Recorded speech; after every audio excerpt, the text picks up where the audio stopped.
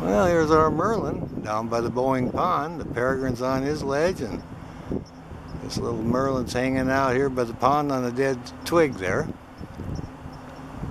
And we're all excited about it. Yeah, we're glad to see that the peregrine's back, and we've been looking for the Merlin and surprised to find him sitting here, so we're kind of excited about it.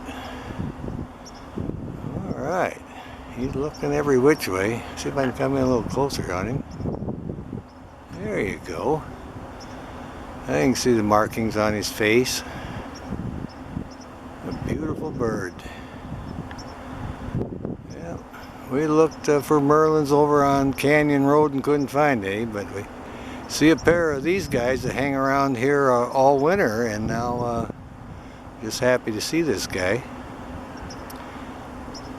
Makes it very interesting. Looking kind of over here now. Oh, he's just bobbing his head. He's looking for something to chase, I think. Doesn't look like his crop is full. He's pretty flat on his chest, so he looks like he's hungry. All right then. See if I can refocus here.